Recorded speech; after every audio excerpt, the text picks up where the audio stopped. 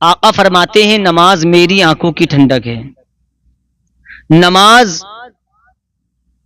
دین کا ستون ہے، نماز مومن کی معراج ہے، نماز پڑھنے سے چہرے پر نور آتا ہے، نماز پڑھنے سے اللہ تبارک و تعالی قرب حاصل ہوتا ہے، نماز پڑھنے سے اللہ ہم کو اپنے قریب کر لیتا ہے، اپنا ہمیں محبوب بنا لیتا ہے، نماز پڑھنے سے ہماری قبر کی پریشانیاں اللہ تعالیٰ دور کر دیتا ہے، قبر میں روشنی پیدا ہوتی ہے نماز پڑھنے سے، گھروں میں برکت ہوتی ہے نماز پڑھنے سے، دکانوں میں برکت ہوتی ہے نماز پڑھنے سے، کاروبار میں برکت ہوتی ہے نماز پڑھنے سے، اللہ کبیرہ کھانے پینے میں برکت ہوتی ہے نماز پڑھنے سے۔ لیکن جس چیز سے برکت ہو رہی ہے یا ہوتی ہے، آج ہم نے اسی چیز کو چھوڑ دیا ہے۔ ہم کس چیز میں پڑ گئے؟ ہمارے پیر صاحب نے یہ بتا دیا ہے کہ فلاں درگاہ پر جائیں، اتنے چکر لگائیں، پیر صاحب نے کہا تھا کہ 2 جمعراتیں کرنی ہیں تو پوری 7 کر کے ماننا ہے، یہ بھی کم نہیں ہے۔ نفلی عبادت چھوڑ دو، لیکن جو فرض چیزیں ہیں، جو فرض عبادت ہے، ان کو مت چھوڑو۔ درگاہ پر چادر چڑھاؤ یا مت چڑھاؤ کوئی فرق نہیں پڑتا، لیکن نماز چھوڑو گے تو فرق پڑتا ہے۔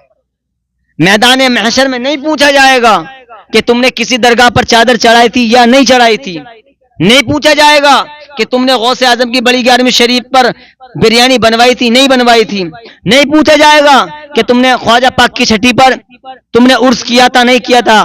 آقا فرماتے ہیں سب سے پہلے سوال میدان محشر میں نماز کا ہوگا۔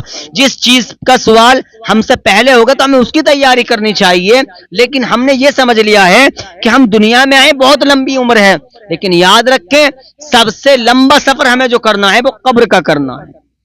قبر میں جانے کے بعد میں اگر نمازوں کی پابندی ہوگی تو نماز کی برکت سے انشاءاللہ تعالی ہماری قبر میں روشنی اللہ تعالی عطا فرمائے گا، لیکن یہ چیزیں ہمیں چھوڑنی پڑیں گی۔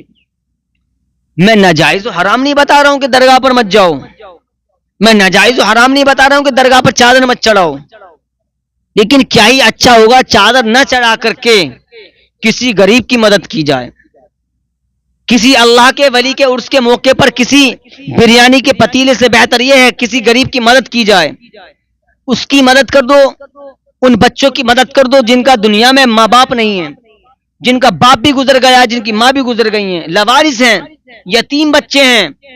قسم خدا کی اگر تو نے اللہ کے ولی کے نام سے یہ کام کر دیا اور تیری یہ ادا سے اللہ تعالی خوش ہو گیا تو یاد رکھیں کعبے والا بھی راضی ہو جائے گا، مدینے والا بھی راضی ہو جائے گا۔ نمازوں کی پابندی کریں، آقا کا فرمان یاد رکھیں، آقا فرماتے ہیں الصلاۃ معراج المؤمنین، نماز مومن کی معراج ہے۔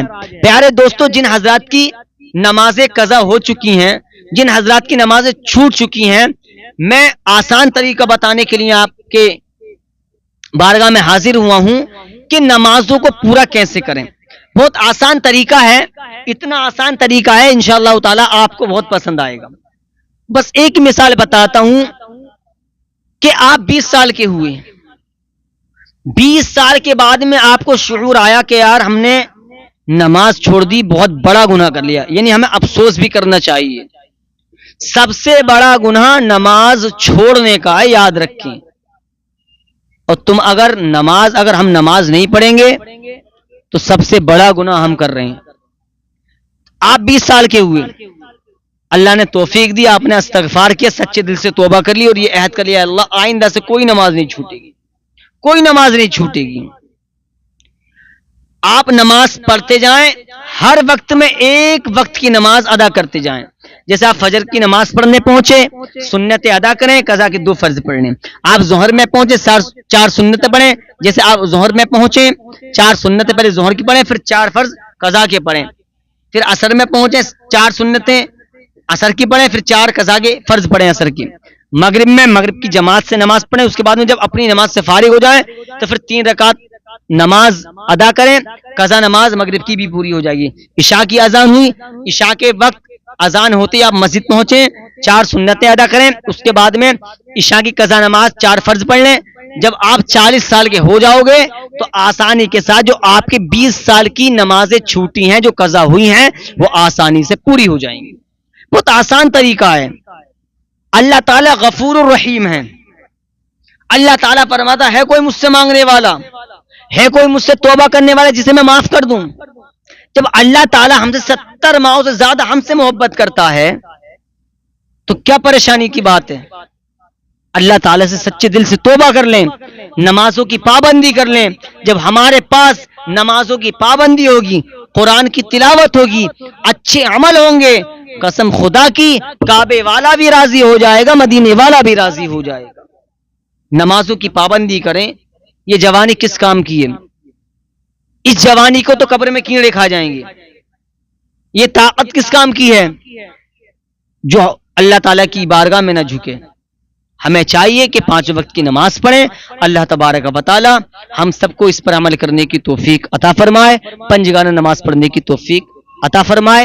السلام علیکم ورحمۃ اللہ وبرکاتہ.